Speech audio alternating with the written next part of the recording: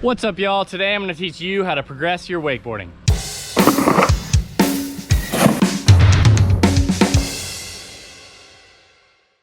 First off, I just want to say sorry for not having a consistent amount of brand new content like I usually do. I did end up getting in a pretty bad motorbike accident. I ended up colliding with the truck. It was the truck's fault. I ended up doing like a flip over the thing.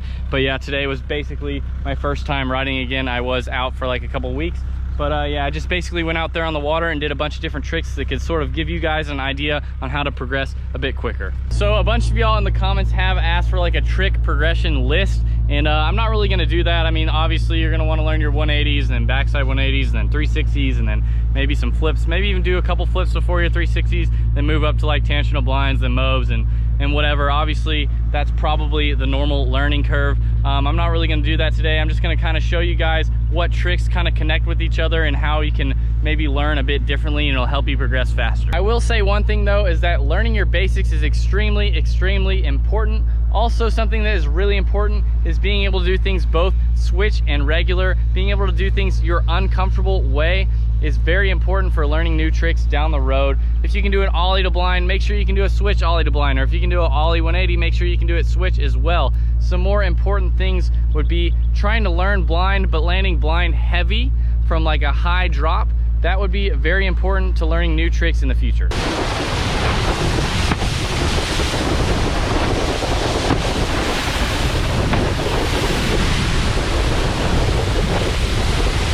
One thing to take note of in wakeboarding is that every single trick sort of connects with each other. And one thing you could do to help yourself progress is sort of just look at the tricks you can already do and think about what tricks are extremely similar, and then you can start to learn much quicker. For instance, if you can do a toe side 540 already, you basically already know how to do a switch backside 360 because they are almost the exact identical trick.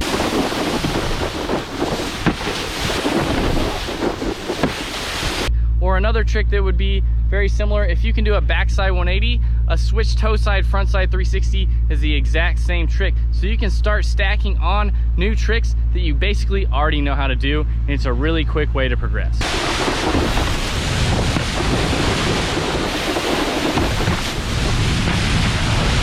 Another thing you could do in the park to really help yourself progress would basically be using every single obstacle in the park to your advantage. For instance, if you're trying to do a toe side backside 360 or a toe side backside 180 off of the kicker and you're really struggling, maybe head on over and find a box that's on your toe side and really try and pull yourself forward and get that handle early, and just have good handle placement on the box to help yourself learn that backside 360 off the end. Once you do that, you can move back on over to the kicker and learn it on there.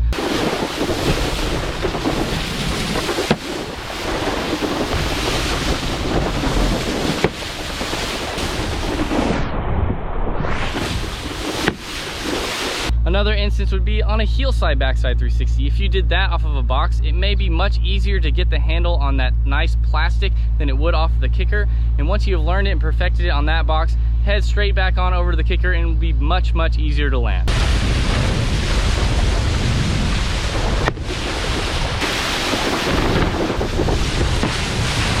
Sometimes in wakeboarding, you'll sort of run it into like a barrier to where you just feel like you're stuck and it's impossible to get past that. One of these barriers would be sort of at a point whenever you want to take a backside 360 all the way to a backside 540, or maybe taking a tantrum to a tantrum to blind. These are very hard steps to take in wakeboarding, and a good way to get past this barrier would just to be think about that trick differently than you normally would. Let's take the backside 540 for example. When doing a backside 540, most people would think of it as doing a backside 360 and then adding a backside 180 to that. And a lot of times, whenever I think of it like that, I end up slipping on my butt and not landing the trick. So another way you could think of it is doing a backside 180 and then a switch toe side front side 360. And for me, that helps me land a lot more consistently.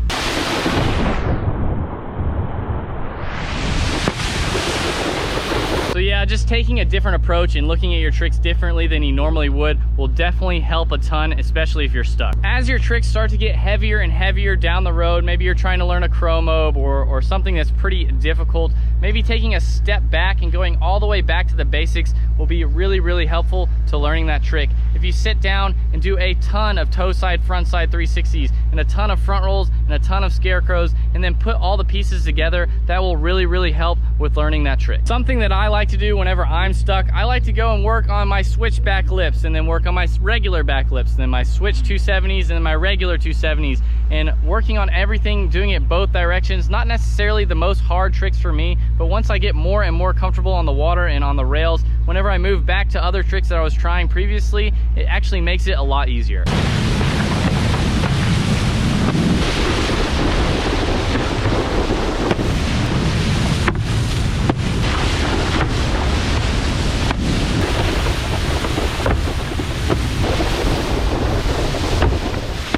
And lastly, the very most important thing to learning how to progress fast is just having a big set of balls. Just don't be a pussy. Go and try that trick, put 100% commitment into it, and you'll probably be able to learn it. But yeah, those are my tips on how to progress very quickly. I have tons and tons of tutorials on my channel. If you guys want to learn all sorts of tricks, make sure you guys check that out. Also, if y'all like this video, make sure you give me a thumbs up. Comment below on what kind of videos you guys want to see next, and make sure you guys subscribe. I'll see y'all next time.